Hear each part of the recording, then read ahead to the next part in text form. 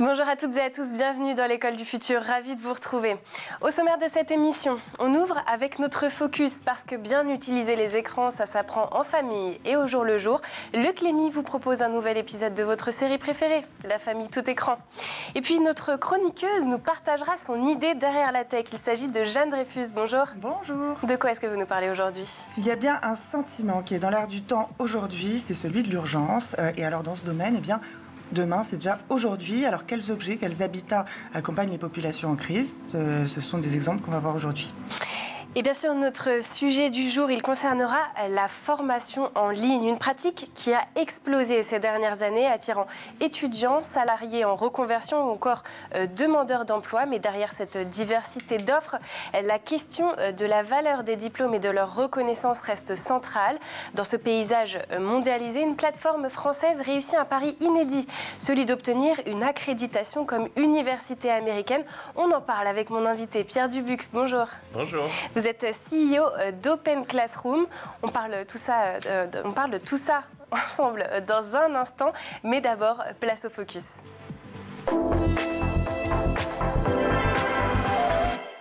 Focus aujourd'hui sur une utilisation saine et maîtrisée du numérique dans les foyers. C'est avec notre partenaire Le Clémy et sa série La famille tout écran.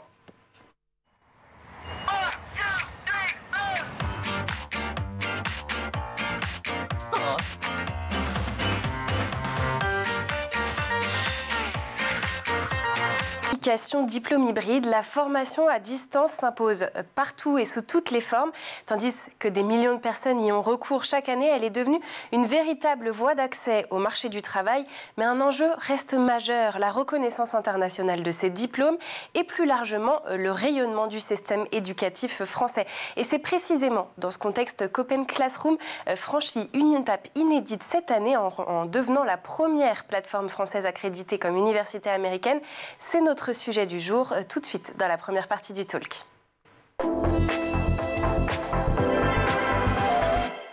Et pour m'accompagner en plateau aujourd'hui, Pierre Dubuc, CEO d'Open Classroom. Alors, avant d'aborder cette grande annonce, je vous propose de faire un petit retour en arrière et je vous laisse donc nous rappeler brièvement ce qu'est Open Classroom et surtout comment l'aventure a démarré. Quelle était l'initiative derrière, quelle était au départ l'idée derrière cette initiative?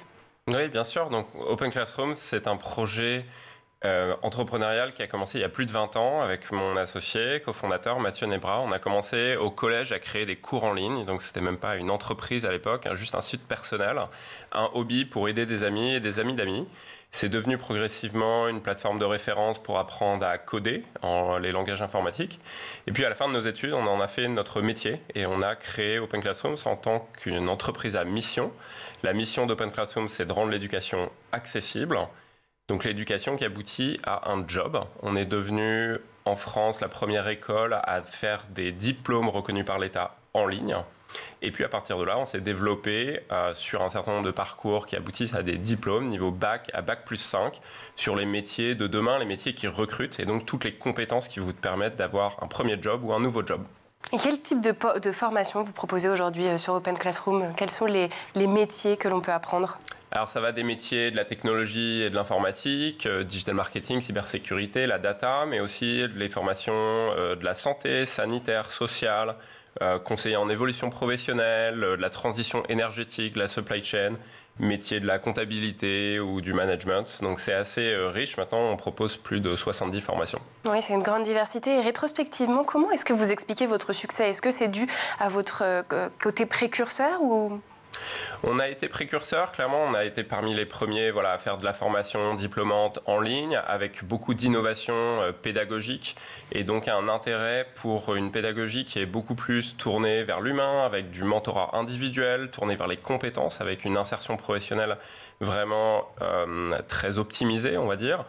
Et donc, c'est une école qui est très différente. On va avoir des personnes qui ne se sont pas forcément retrouvées dans le système classique, soit en tant que jeunes, soit en tant que moins jeunes, et puis qui veulent donc changer de carrière, se reconvertir, etc.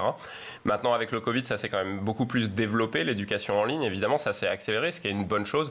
Et donc, maintenant, on a de plus en plus de monde qui vont se former, se reconvertir, monter en compétences à distance sur Open Classrooms et sur plein d'autres plateformes aussi.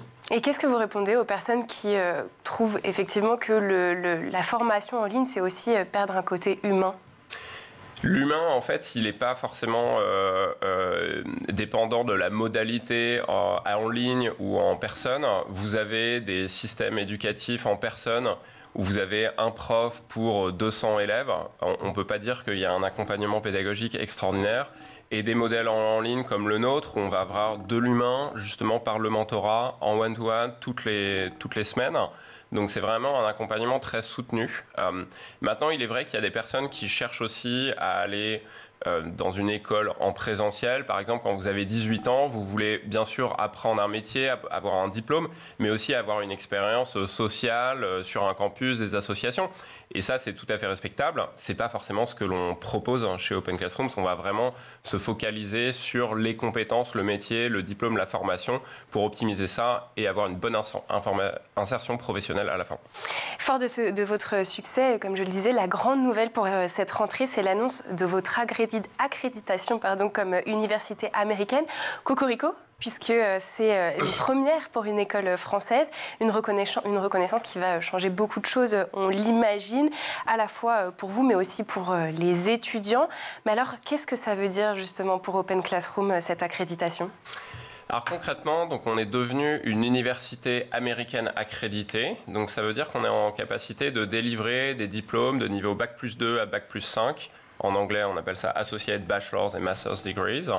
Donc, c'est des diplômes qui sont reconnus aux États-Unis et aussi partout dans le monde, parce que c'est vrai que la reconnaissance d'un diplôme américain est quand même assez puissante partout dans le monde. On a obtenu le plus haut niveau de reconnaissance en fait académique aux États-Unis. Donc, c'est une accréditation qu'on appelle régionale, qui est valable partout dans le monde et bien sûr partout aux États-Unis. C'est la même accréditation des universités comme Stanford ou UCLA, Caltech, Berkeley, etc. Donc c'est un processus qui nous a demandé à peu près 4 ans. C'est quand même assez long, ça prend entre 4 et 9 ans en général. Et donc ça nous permet de délivrer des diplômes américains à nos étudiants américains, mais aussi des diplômes américains à des étudiants français par exemple, et donc de faire des doubles diplômes. Alors beaucoup d'écoles françaises proposent déjà des doubles diplômes avec des universités américaines, mais la nouveauté ici, si je comprends bien, c'est que Open Classroom obtient directement l'accréditation et donc elle peut délivrer elle-même ses diplômes universitaires américains, c'est bien ça ? Exactement, donc on est nous-mêmes devenus université, on est en capacité de délivrer des diplômes américains avec le nom Open Classrooms de l'institution, donc sur le diplôme. Et ce n'est pas via un partenariat avec une université américaine. Par ailleurs, en général, quand on parle de double diplôme avec une école française, dans le cas d'un partenariat, on va avoir un parcours, une formation qui a un double diplôme. Vous allez probablement devoir aller avoir une expérience aux États-Unis pendant 6 mois ou 12 mois, et à la fin, vous avez ce diplôme.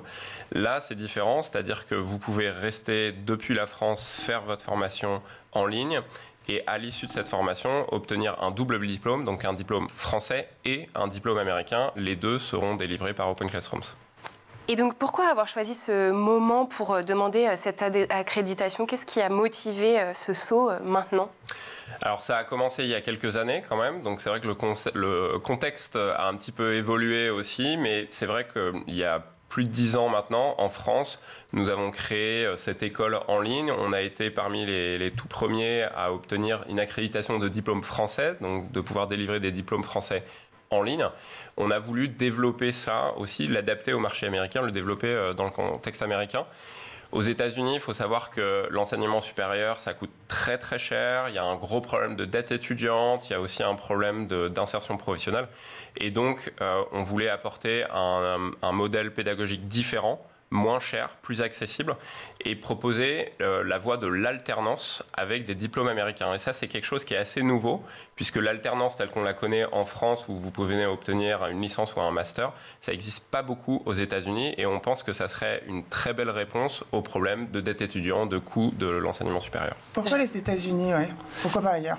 Les États-Unis, c'est le plus gros marché au monde en termes d'enseignement supérieur. C'est aussi probablement un des marchés qui a le plus gros problème. Un diplôme, pour situer, ça coûte au moins 30, 40, 50 000 $, jusqu'à 100 000 $ dans certaines universités américaines. Vous avez une dette étudiante aujourd'hui qui est de plus de 1300 milliards de $. Donc c'est complètement colossal. Il y a un vrai problème de retour sur investissement, ça coûte très cher et à la fois, pour un certain nombre d'étudiants américains, ça fonctionne pas très bien dans le sens où ils payent très cher et ils n'ont pas forcément un diplôme à la fin, ils l'obtiennent pas parce qu'ils décrochent, ou alors quand ils ont le diplôme, ils n'obtiennent pas forcément un boulot qui est suffisant pour payer leurs dettes. Donc il y a un problème à régler, il y a un besoin, c'est un gros marché. Notre compétition internationale aussi en termes d'éducation et de technologie, elle se situe quand même principalement aux États-Unis. Donc moi, j'ai investi les États-Unis. On a créé une filiale il y a quelques années.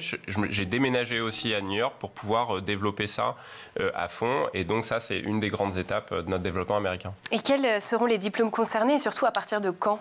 Alors, on lance 24 diplômes qui sont couverts par cette accréditation américaine qui vont du niveau Bac+2 au Bac+5. On va avoir des diplômes dans le domaine, par exemple, de l'informatique ou de la gestion, business, des ventes, du commerce. Et donc, on va élargir ce catalogue progressivement. L'année prochaine, par exemple, on a l'intention de sortir des formations dans le domaine de la santé ou de l'énergie. On a des choses sur l'IA aussi qui sont très intéressantes qu'on a sorties.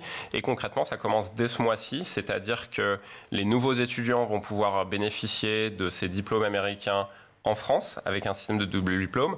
Les Américains, bien sûr, aussi aux États-Unis.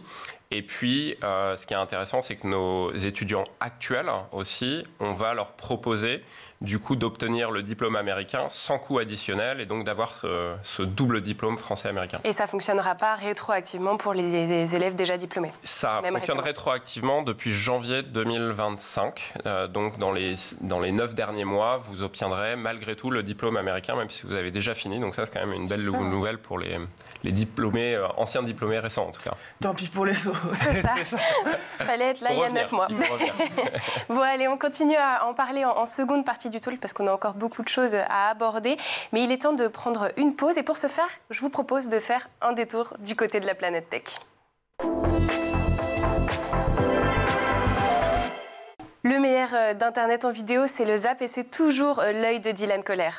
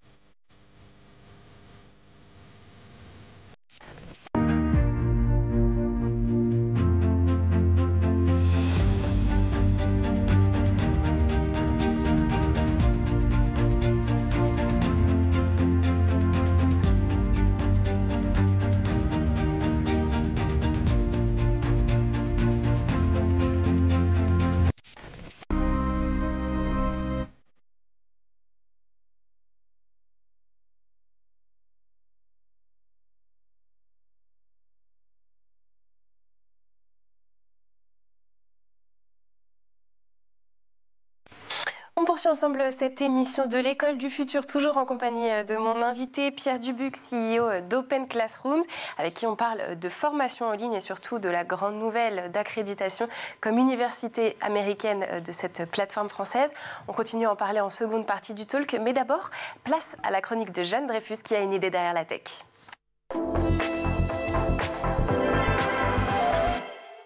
Jeanne, vous abordez aujourd'hui l'architecture et le design dit d'urgence. Architectes et designers sont en effet appelés pour concevoir des abris et des objets destinés aux populations en situation de crise, même si on peut se demander si, au vu des moyens financiers insuffisants, on ne devrait pas privilégier les vivres, les matériaux ou la main-d'œuvre. Pour répondre aux crises humanitaires, aux crises climatiques, qui, selon les Nations Unies, poussent 122 millions de personnes à connaître le déplacement ou l'exil, comment est-ce que les architectes et designers d'objets peuvent accompagner ces populations en crise? En tout cas, c'est une réponse positive qu'amène le pionnier de l'architecture d'urgence. On parle de Shigeru Ban, un japonais qui est lauréat du prix Pritzker Prize, c'est l'équivalent du prix Nobel de l'architecture. Donc il a travaillé avec les plus riches, avec les plus puissants. Mais l'histoire va commencer en 1995 quand un tremblement de terre arrive à Kobe, au Japon, et fait des milliers de morts. Et là, Shigeru Ban crée ce qu'on appelle l'architecture d'urgence. Alors, il va le faire avec des paper log houses. Qu'est-ce que c'est? On met des caisses de pierre remplies de sable pour les fondations, de simples tubes de carton rigidifiés pour les parois, sa signature. Depuis son mantra, eh bien là où il y a des tubes de papier toilette, on peut envisager de construire ces maisons. Et ils prolongent leur utilisation à travers les années, récemment pour les populations et les réfugiés d'Ukraine. Toujours des structures tubulaires, une poche pour ranger ses effets personnels et surtout eh bien, des draps pour permettre, même dans l'adversité, d'avoir un espace à soi. Donc, architecture d'urgence rime avec facilité de montage. Qu'aujourd'hui, le géant du mobilier Ikea perpétue en s'associant à l'ONU pour créer plus de 100 000 abris d'urgence. C'est la transposition humanitaire du modernisme de la marque suédoise. On est sur des livres, sur des kits comme à la maison, des cartons plats et ici des panneaux solaires. Et alors pourquoi l'architecture a son mot à dire dans ce processus? Eh bien parce que ces exemples font appel à une longue histoire de l'architecture sociale. Je pense à tous les architectes sociaux du XXe siècle, Le Corbusier et consorts. Qu'est-ce qui fait qu'on peut parler d'espace à soi? Alors on a tendance à penser exclusivement aux besoins les plus vitaux, s'abriter, manger, boire, se laver. Et pourtant, là aussi, les spécialistes vont accompagner d'autres dimensions qui sont aussi importantes. J'entends par exemple les liens sociaux, les liens culturels aussi, et rien n'empêche de les associer aux besoins les plus vitaux. Par exemple, on a vu des tours qui captent l'eau, mais qui sont aussi, eh bien on le voit ici, des lieux de rencontre, aussi des lieux de repère. Et quant aux objets, eh bien eux aussi, ils répondent aux besoins, par exemple, de s'éclairer, besoin important, par exemple, de se rassurer. On peut ici citer une petite lampe qui a été faite par un artiste contemporain star. Il s'appelle Olafur Eliasson et il a fait ici transformer un outil technique en un objet affectif. Ici, on le voit comme une petite veilleuse pour les enfants. C'est aussi utile pour les adultes. Justement, si on parle d'objets et de design, est-ce qu'un domaine qu'on associe souvent au luxe, au superflu, doit avoir sa place dans les situations de crise? Eh bien, justement, il y a un domaine en particulier qui s'appelle le care design, le design du soin. Et je finirai avec deux exemples qui font partie de ce domaine-là. Alors, on a un manteau, notamment créé par des designers, qui va se transformer en duvet pour les sans-abri.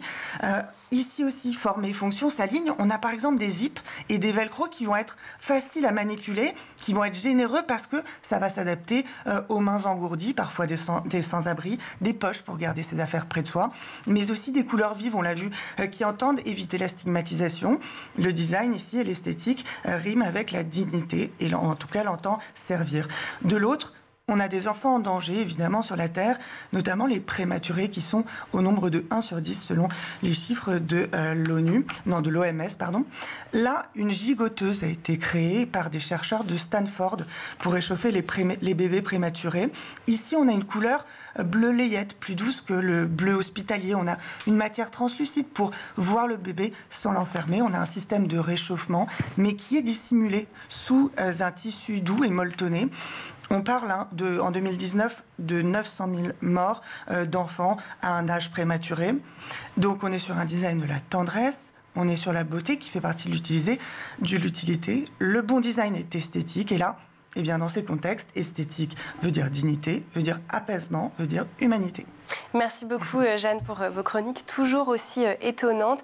On le retient, donc depuis 1995, ce genre d'architecture existe et pourtant, elle n'a jamais été aussi actuelle. On continue notre discussion avec mon invité dans la seconde partie du talk.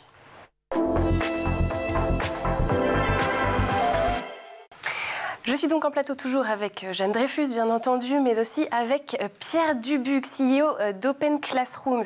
Alors, on parlait du fait que votre plateforme a été accréditée comme université américaine. Est-ce que ce dispositif sera ouvert à tous ou est-ce qu'il y aura une sélection, peut-être des frais spécifiques, un quota ?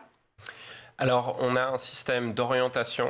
Notre but, c'est de rendre l'éducation accessible, c'est notre mission. Donc, on veut que ça soit ouvert au plus grand nombre. Néanmoins, pour réussir certaines formations, il y a des prérequis académiques, par exemple des mathématiques, si vous voulez faire de la data science. Donc, on veut s'assurer que vous êtes sur le bon parcours. On va vous orienter en fonction de ça. Mais le principe, c'est que notre plateforme se veut vraiment très accessible, y compris à des personnes qui sont décrocheurs scolaires, qui n'ont pas de diplôme, etc. Ensuite, on va avoir des frais spécifiques pour les parcours diplômants, mais qui sont financés dans le cadre de l'alternance. Donc, on peut faire notre parcours soit directement en formation classique, initiale ou continue, soit par la voie de l'alternance. Cette voie, elle est vraiment nouvelle aux États-Unis. C'est très intéressant puisqu'aux États-Unis, l'éducation coûte très cher et donc le fait de pouvoir être financé dans le cadre d'un contrat en alternance, d'être payé en alternance et de se former en entreprise alors que l'entreprise, l'employeur va financer les frais de formation sans dette étudiante. Ça, c'est quelque chose qui est nouveau et qui est très attractif pour les étudiants américains. Alors, on comprend bien l'intérêt, bien évidemment, pour les étudiants. Quels seront les autres avantages éventuels ? Est-ce que, par exemple, il y aura la possibilité de poursuivre ses études dans une université américaine ? Est-ce qu'il y aura des équivalences, des transferts de crédits, des accès à des bourses peut-être ? Exactement. Donc, l'accréditation, en fait, est vraiment un signal de qualité très fort. Donc, ça permet de renforcer l'employabilité des étudiants, leur mobilité internationale, puisque, bien sûr, un diplôme français accrédité, ça a du poids. Un diplôme américain, ça a aussi beaucoup de poids dans beaucoup de pays, évidemment aux États-Unis. Donc, mobilité internationale également. Employabilité auprès des grandes entreprises américaines, par exemple. Et puis, effectivement, progressivement, on va aussi pouvoir proposer des bourses aux États-Unis. On n'en est pas encore là, mais l'accréditation a été un pas très important pour aller dans cette direction. Donc, à venir plus tard. Là, on l'a compris, vous avez beaucoup évolué à l'international, mais au début, quand vous avez créé cette boîte, vous étiez sans doute contemporain du CNED. C'était quoi votre volonté de se démarquer de ce genre de parcours Oui, on a vraiment misé sur une pédagogie très différente, beaucoup plus moderne, beaucoup plus accessible aussi. C'est comme ça qu'on a commencé à nos racines à faire des cours. Donc Mathieu rédigeait des cours, mon cofondateur, qui sont très accessibles, très compréhensibles.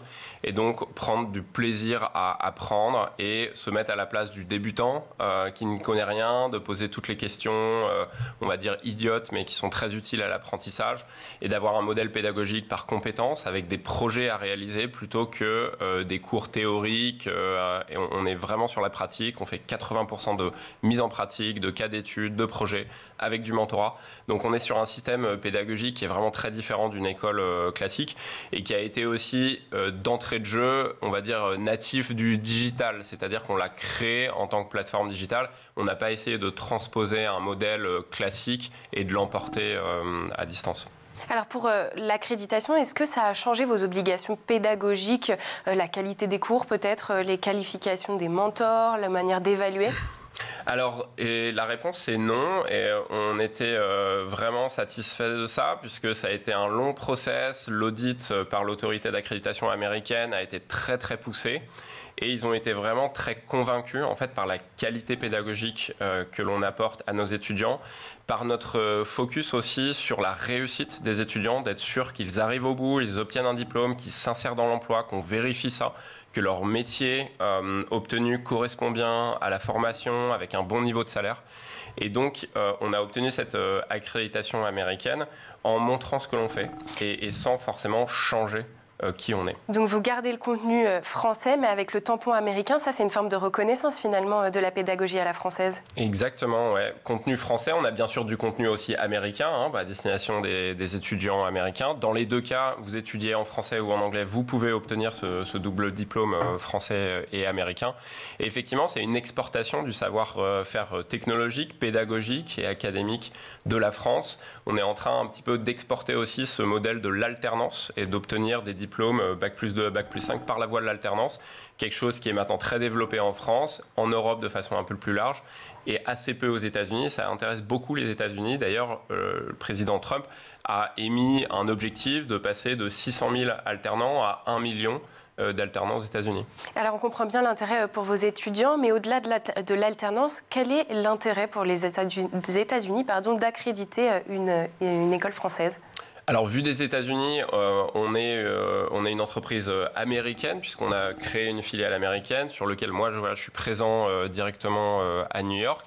L'intérêt, c'est évidemment d'essayer de contribuer à changer ce marché de l'éducation et de l'enseignement supérieur, qui coûte très cher, qui est finalement assez peu performant, qui pose beaucoup de problèmes de dette étudiante et qui ne correspond pas forcément aux besoins des employeurs. À la fin, les employeurs se plaignent aussi que les étudiants et les diplômés qu'ils recrutent n'ont pas forcément les compétences dont ils ont besoin. Donc, ils cherchent à vraiment combler ce gap entre, d'un côté, des personnes qui cherchent à se former, qui cherchent un boulot, qui cherchent à se reconvertir, de l'autre côté, des employeurs qui sont en pénurie de talent. On a quand même une sorte de paradoxe là. Et donc, accréditer des nouveaux types d'enseignement supérieur plus innovants et plus en connexion avec les besoins des employeurs, ça permet de contribuer à résoudre ce problème. Alors, comme vous l'avez dit, et comme bien d'autres pays, les États-Unis font face à une pénurie toujours plus importante des talents du numérique. Votre pédagogie par projet, justement, mentoré, colle parfaitement aux attentes du marché du travail. On l'a déjà évoqué dans l'émission. Est-ce que c'est ça aussi qui a séduit les autorités américaines ? Très clairement, l'insertion professionnelle, c'est historiquement quelque chose qui a été assez peu évalué pour juger de la qualité des programmes d'une université. Alors c'est un peu surprenant quand on le dit, mais c'est effectivement relativement nouveau et encore balbutiant. Donc nous, on vient avec un modèle où pour décider de créer un nouveau parcours, une nouvelle formation, on va d'abord analyser les besoins des entreprises, le nombre d'offres d'emploi sur un métier, puis ensuite on va analyser les compétences derrière ces offres d'emploi, en parlant bien sûr avec les entreprises, mais aussi en analysant, en utilisant l'IA, les offres d'emploi. À partir de là, on crée un parcours. Donc ça correspond parfaitement aux besoins des employeurs. Et ça, c'est une vraie force, puisque ça assure l'insertion professionnelle à la fin du diplôme. Et ça, clairement, les autorités américaines, le système d'accréditation cherchent à insuffler ça dans le système. Bon, on l'a compris, vous n'en êtes qu'au début avec cette accréditation. Il y a encore plein de belles choses qui attendent Open Classroom. Merci beaucoup Pierre Dubuc d'avoir été avec nous sur ce plateau. Merci aussi à Jeanne Dreyfus, comme je le disais, pour ses chroniques toujours aussi passionnantes et étonnantes. Merci également aux équipes en régie et à Édouard Degnaud d'avoir produit cette émission. Et surtout, merci à vous de nous avoir suivis. On se retrouve demain à 12h30, toujours sur School TV. D'ici là, portez-vous bien.